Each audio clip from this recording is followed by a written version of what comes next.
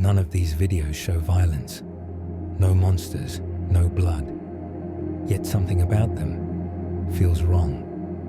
Maybe it's the way the person just stands there smiling. Maybe it's the static that lingers too long. Or maybe it's because your brain can't explain why you feel scared. Today, we're diving into a question most people never think about. Why are creepy videos actually creepy?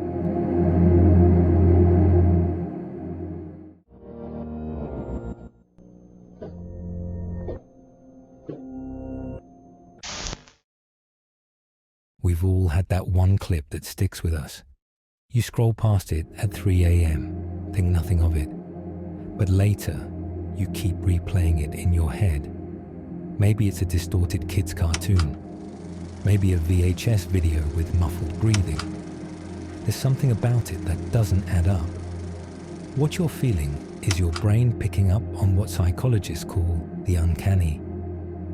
When something seems human, but not quite right, it's that gap between recognition and rejection. Your brain says, I know this, but your instincts whisper, something's off.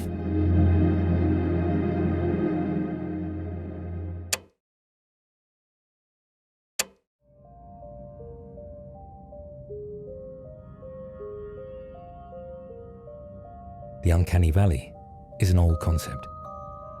Back in 1970, robotics professor Masahiro Mori described it like this: as robots become more human-like, our comfort rises until they get too close. Then comfort suddenly drops. Horror creators realized that drop, that's fear. It's why characters like Megan or Smile work so well. They're human enough to connect with, but not human enough to trust. Online, the same effect happens in cursed videos.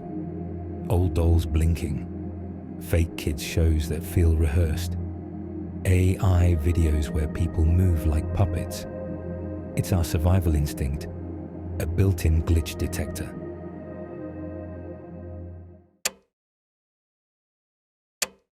But creepiness isn't always about faces. Sometimes it's about places and memories. Think of a photo of an empty mall, a gas station lit at midnight, a hallway that never ends. That's liminal horror. Things that look familiar but feel wrong. These spaces remind you of somewhere you've been, but the life is missing. They look like dreams you can't escape from. Analog horror creators like Kane Pixels and Local 58 mastered this. They use VHS textures, old signage, and nostalgic fonts to make your brain think it's looking at the past, then twist it. It's fear through memory, weaponizing nostalgia.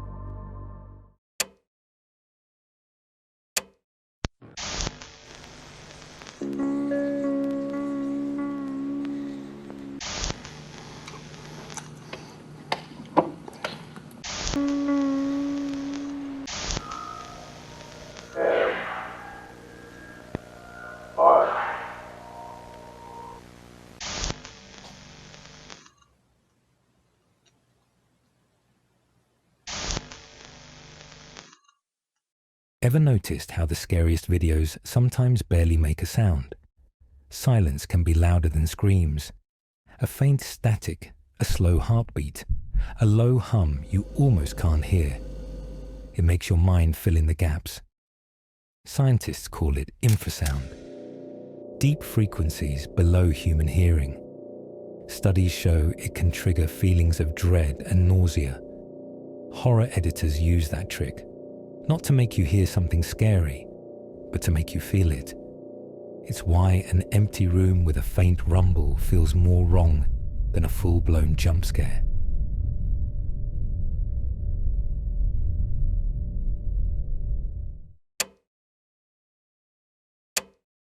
Some videos scare us because they feel like we shouldn't be watching them, like Obey the Walrus, a 2000 viral video that looked cursed.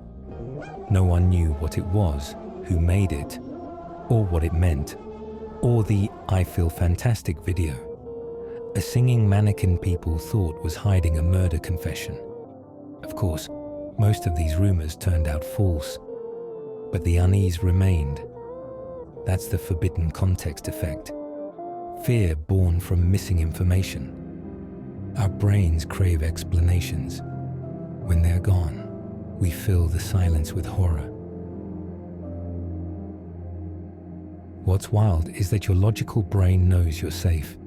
You're just sitting there, scrolling, watching pixels. But your emotional brain doesn't care.